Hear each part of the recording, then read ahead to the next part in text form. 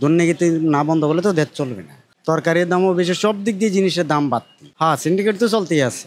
নতুন সরকার আসবে, নতুন সরকারের কাছে আপনাদের দাবি কি?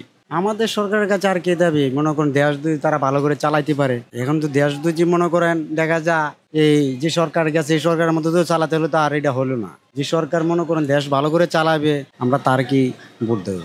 আপনারা কি মানে নির্বাচন চাচ্ছেন? হ্যাঁ, সুষ্ঠু নির্বাচন চাচ্ছি, যেমন একটা সুষ্ঠু নির্বাচন হোক। আর ডক্টর ইউনূস সরকার কিরকম দেশ চালাচ্ছে আপনার মনে হয়?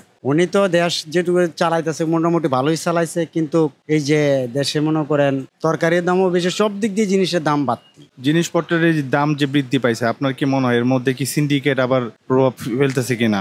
হ্যাঁ, সিন্ডিকেট তো চলতেই আছে। সিন্ডিকেট না চললে কি আপনার এই যে জিনিসপত্র এমনি দাম বাড়িয়ে গেছে। বাহির থেকে মাল আসতেছে, কিন্তু মাল তো ঠিকই বাংলাদেশে ঢুকতেছে, কিন্তু ঢুকলে তো তারা সিন্ডিকেট করে রাখছে। তারা তো সিন্ডিকেট না করে রাখতো তাহলে জিনিস যাইছে কোথায়? জিনিস তো অবশ্যই আছে। এখন তো দেখা যাচ্ছে বিভিন্ন আইন শৃঙ্খলার যে পরিস্থিতি, ছিনতাই হইতেছে, মার্ডার হইতেছে, বিভিন্ন জায়গায় বিভিন্ন ঘটনা ঘটতেছে। তো এই ব্যাপারে আপনার কি মনে হয় এরা কারা করতেছে? করতেছে তো মনে করেন এটা বিভিন্ন দলের থেকেই করতেছে। মনে করেন যেহেতু আওয়ামী লীগের দল থেকে করে করে বিএনপিকে দোষ দিতেছে, বিএনপির লোকজন করে আওয়ামী লীগের দোষ দিতেছে। এগুলো তো চলছে দেশে। কিন্তু ভালো তদন্ত করে যে প্রশাসন নিত, হ্যাঁ, সঠিক তথ্য নিত, তাহলে কিন্তু তারা করতে পারতো। কিন্তু এটা যখন তো সঠিক তথ্য নিতেছে না।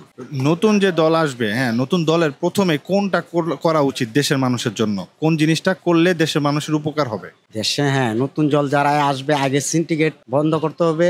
সিন্ডিকেটটা বন্ধ করতে পারলে, আর যে যে চিন্তাকারী হইতাছে, নারী নির্যাতন হইতাছে, এই জিনিসটি আগে বন্ধ করতে পারলে তারা করতে পারবে।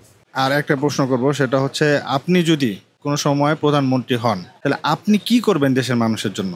আমি তো মনে করি এটা তো যে করার উচিত, আগে মনে করুন যে এই সিন্ডিকেট বন্ধ করতে হবে, চিন্তাকারী বন্ধ করতে হবে, এই দুর্নীতি বন্ধ করতে হবে। দুর্নীতি না বন্ধ করলে তো দেশ চলবে না। আগে দুর্নীতি বন্ধ করতে হবে, তারপরে